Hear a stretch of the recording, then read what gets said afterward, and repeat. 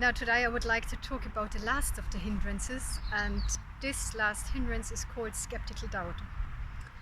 Now I also have a bit of a funny story about that one, because I also thought I was not one of the people experiencing this hindrance.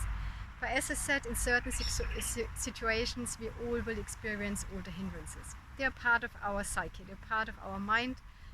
They just, as I said before, they arise, they pass away.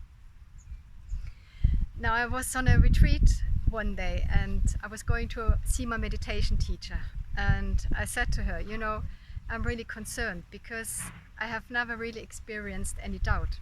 And it is said in some traditions, small doubt, small awakening, big doubt, big awakening. And I've never experienced any doubt. And then my meditation teacher, she didn't say anything for about, a couple of seconds in any case. Then she looked at me and then she said, well, here is your doubt. It was very funny, we were both laughing at the time. But the doubt that I'm talking about here is skeptical doubt.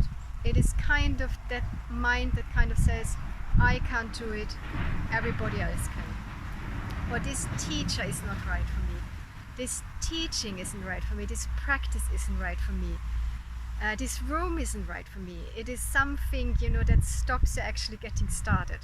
And it isn't just a one-off, it's kind of something which is obviously repetitive in your life. So if you're experiencing that and you actually kind of think, you had many things that you wanted to try, but you actually never got into anything, you might want to explore a bit if the hindrance of skeptical doubt is maybe working in your mind.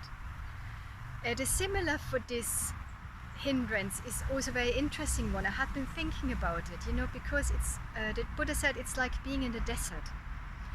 And I was kind of thinking about it, trying to find the analogy here. But actually, if you always want something to grow, you want to start something and then you kind of stop because there's some kind of doubt, some question, some uncertainty that comes up for you. But actually what happens is nothing will ever grow.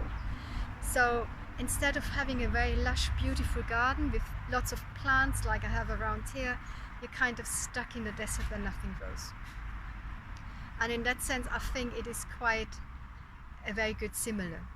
Now, skeptical doubt is one of the most difficult ones to a certain degree, because just precisely you never get started, you never get going with anything, which means you never really get to experience, this is what's happening for me, or this is going to be easier.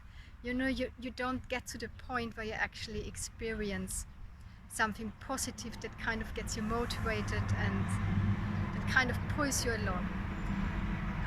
In that sense, it's really important for you to find out what kind of person am I. Am I kind of motivated by inner factors, things that I experience, or is it maybe outer factors, things other people do, doing things together with friends, particular teachings, particular teachers. What inspires you? What gives you the kind of the energy to just go past these moments of doubt?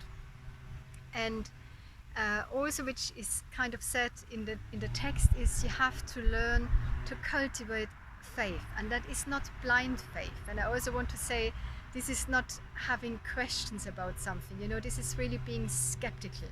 This is kind of really that thing that stops you from anything. And cultivating faith is very difficult if nothing really kind of gets you past the first stages. But you have to figure out for yourself, what do I believe? There's about meditation, there's a lot of research out there. Maybe that is something which kind of gives you the idea, okay, yeah, I can see if I read something about it, okay, maybe this is also for me. So really kind of trying to build confidence, trying to see what motivates you, what pulls you along, being with friends, being with the right teacher, having quotes that motivate you, whatever gets you past this kind of step that always sets you back. So you kind of stay stuck, you don't get anywhere with a lot of things, and probably it feels like being in a desert.